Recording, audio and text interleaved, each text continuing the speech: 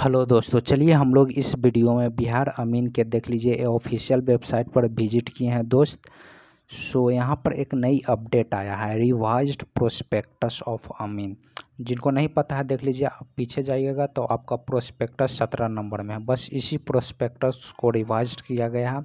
देखते हैं कि इसमें क्या कोई चेंजेस किया गया है कि नहीं किया गया है। ये देख लेते हैं सबसे पहले। चलिए इस पर विजिट करते हैं, इसको डाउनलोड करते हैं। डाउनलोड मैंने पहले से कर रखा है, आप लोग भी डाउनलोड कर लीजिए। चलिए ओपन करते हैं इसको। ओपन करने के सबसे पहले आते हैं आप यहाँ पे लिस्ट ऑफ डॉक्यूमेंट पे आते हैं। बहुत सारे स्टूडेंट को इसमें डाउट था, कमेंट भी बहुत कर रहे थे। चलिए जिनको डाउट था वो पहले क्लियर कर देते हैं। सबसे पहले आपका चरित्र प्रमाण पत्र पर डाउट था, उनके हम देख लीजिए उनको कहाँ से आपको चरित्र प्रमाण पत्र बनवाना है। देख लीजिए, जिस संस्था से आप अंतिम रूप से नामांकित हो उसके प्राचार्य से बनवाना है दोस्त। मान लें आप 12th किए हैं, उसके बाद आप ग्रेजुएशन किए हैं, तो आप लास्ट में क्या, तो आप 12th के जहाँ से भी किए वहाँ का आपका जो चरित्र प्रमाण पत्र है वहाँ का नहीं चाहिए, आपका ग्रेजुएशन। लास्ट में आप तो ग्रेजुएशन किए, जो भी संस्था से किए हैं उसके जो प्रचार है उनसे आप अंतिम आप जो भी किए हों उनके प्रचार से आप जो चरित्र प्रमाण पत्र है वो बनवा लीजिएगा। यहाँ पर अंतिम लिखा हुआ है, अंतिम संस्था में आप जो भी नामांकित हो।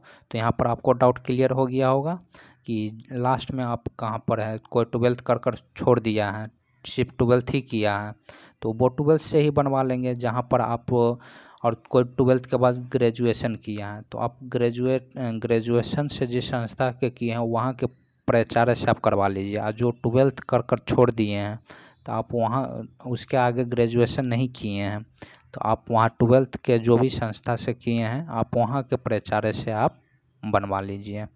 चलिए ये डाउट क्लियर हो गया। चलिए एक और आया था कमेंट, चलिए यहाँ पर देख लीजिए यहाँ पर कमेंट आया था दोस्त संविदा के बारे में कि हमको अनुभव प्रमाण पत्र कहाँ से बनवाएं। दोस्त देख लीजिए, जो अनुभव प्रमाण पत्र है वो उनके लिए है जो कॉन्ट्रैक्ट बेसिस पर अभी अमीन बिहार सरकार के अमीन में काम कर रहे हैं।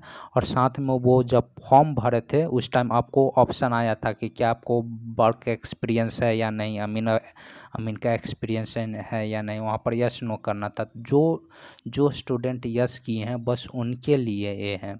अगर आप यस किए हैं कि मेरे पास अनुभव था तो आपको वहाँ का प्रमाण पत्र उन स्टूडेंट के लिए प्रमाण पत्र चाहिए। जो नो किए हैं उनके लिए ये प्रमाण पत्र अनुभव प्रमाण पत्र नहीं है। चलिए ये भी डाउट आपको क्लियर हो गया। अब चलिए मेरिट लिस्ट में देखते हैं दोस्त कि क्या कोई चेंजेज आया है। चलिए सीधे चलते हैं मेरिट लिस्ट पे। मेरिट लिस्ट में देख लीजिए, पहले में इस पे हम वीडियो बना चुके हैं। चलिए एक शॉर्ट में बता दे रहे हैं। आपका जो आप 12th के मार्क्स पर और साथ में जो आपको जो पीटी में रिजल्ट हुआ है, मीन्स पीटी का एग्ज़ाम नहीं हुआ है लेकिन जो 12th के मार्क्स पर आपका रिजल्ट आया, जो भी नंबर आया है वो, और साथ में जो आप सीबीटी एग्ज़ाम दिए हैं कंप्यूटर बेस्ड एग्ज़ाम में जो आपका नंबर आ रहा है वो दोनों जोड़कर आपका रिजल्ट दिया जाएगा। यहाँ पर देख लीजिए, यहाँ पर लिखा हुआ है कि आपका टोटल मार्क्स जो सीबीटी में आ रहा है कंप्यूटर बेस्ड एग्ज़ाम में आ रहा है और कंडिका 6A के अनुसार दिए गए अंकों के योग के आधार पर तैयार किया जाएगा। तो कंडिका 1 में आप देख लीजिए यहाँ पर क्या कहा गया है।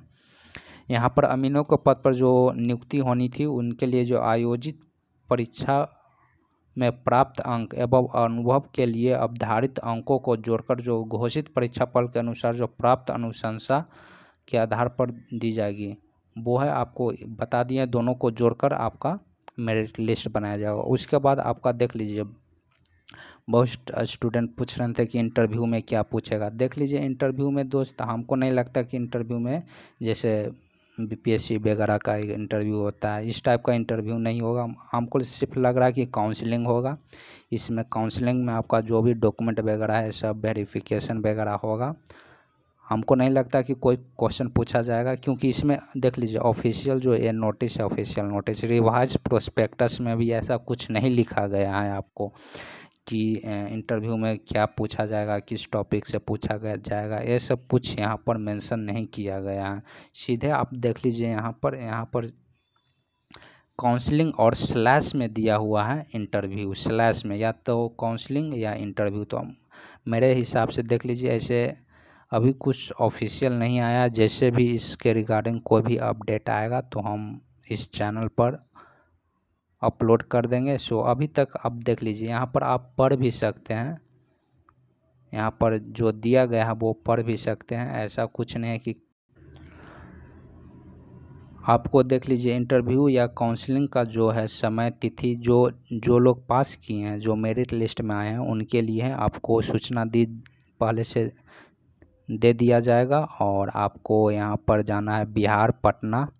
पटना में आपको बिहार संयुक्त प्रवेश जो प्रतियोगिता परीक्षा परिषद है उसमें आपको लेकर जाना है।